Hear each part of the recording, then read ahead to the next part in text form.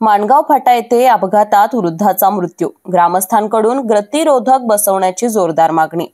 कोल्हापूर इचलकरंजी मार्गावरील माणगाव फाटा येथे झालेल्या दुर्दैवी अपघातात वसंतराव भाऊसाहेब हुगे वय 75 राहणार गणेशनगर शिरोळ यांचा मृत्यू झाला।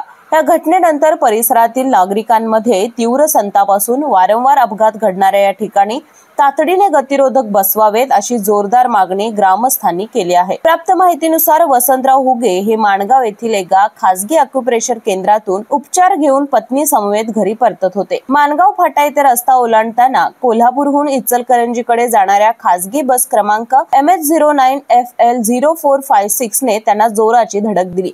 या धडकेत ते गंभीर जखमी झाले।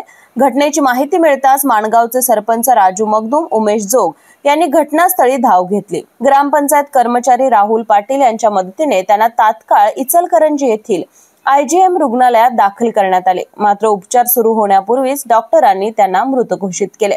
या घटनेनंतर घटनास्थळी नागरिकांची मोठी गर्दी झाली होती। माणगाव फाटा हे ठिकाण वाहनांच्या प्रचंड वेगामुळे आणि रस्ता ओलांडण्यासाठी कोणतीही सुरक्षित व्यवस्था नसल्यामुळे अपघात प्रवण ठरत असल्याचं ग्रामस्थांचं म्हणणं आहे। यापूर्वीही या ठिकाणी अनेक अपघात झाले असून काहींमध्ये जीवितहानीही झाली आहे। या पार्श्वभूमीवर माणगावचे सरपंच राजू मगदूम यांनी सार्वजनिक बांधकाम विभागाच्या अधिकाऱ्यांशी संपर्क साधून तात्काळ गतिरोधक बसवण्याची मागणी केली आहे। दरम्यान या घटनेची नोंद हातकणंगले पोलीस ठाण्यात करण्यात आली असून पुढील तपास सुरू आहे। केके न्यूज साठी हातकणंगले प्रतिनिधी सचिन लोंढे।